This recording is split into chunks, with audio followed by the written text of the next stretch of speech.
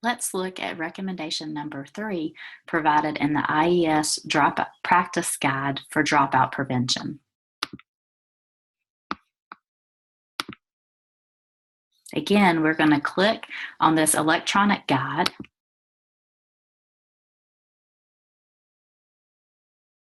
And we're going to focus here on this third recommendation: provide academic support and enrichment to improve academic performance. You'll notice that this has moderate evidence. This recommendation will help students to improve academic performances and re-engage in school. This should be implemented in conjunction with other recommendations.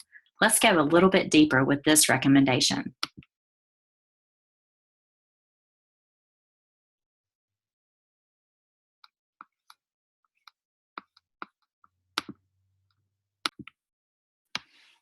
With this recommendation, we are going to start with the checklist for carrying out the recommendation.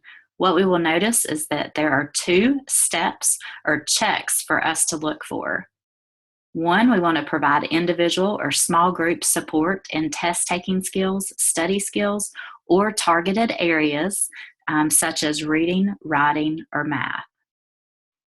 Secondly, we want to provide extra study time and opportunities for credit recovery and accumulation through after-school, Saturday school, or summer enrichment programs.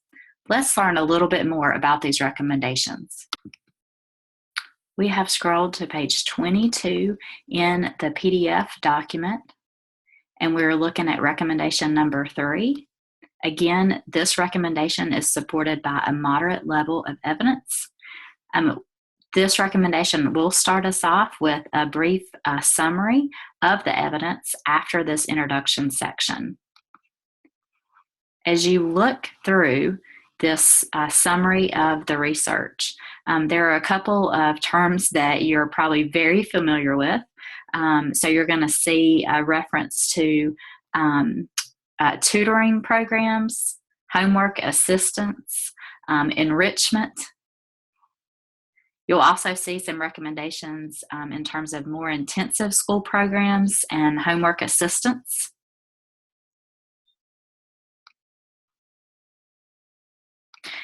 Each of these, the summary does a nice job of talking about what the research found and the number of studies that supported that particular research finding.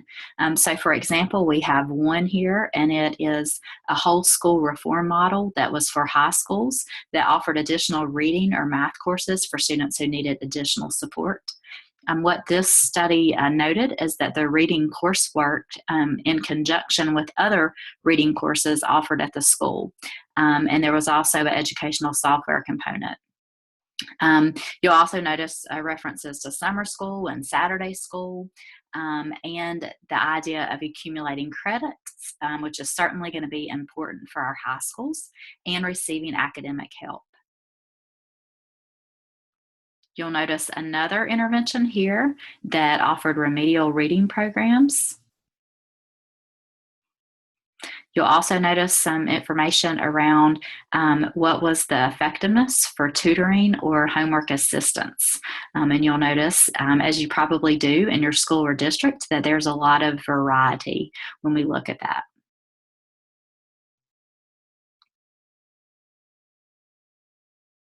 You'll notice some connections here in terms of mentoring.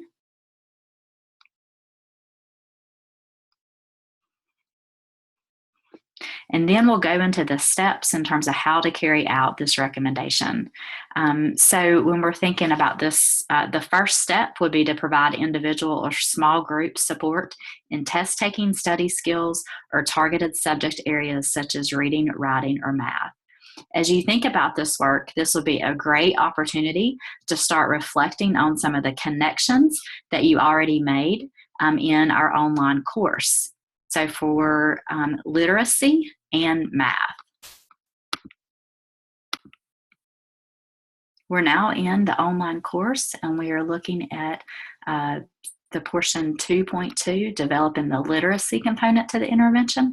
And this is a time that you can pat yourself on the back for the work that you did earlier in the year in regards to implementation planning for early literacy intervention. You'll also remember the work that you have done around implementation planning for the secondary literacy component. And finally, we can also reflect on the work that we did around our math intervention planning. And real quick, this page is going to come up for us.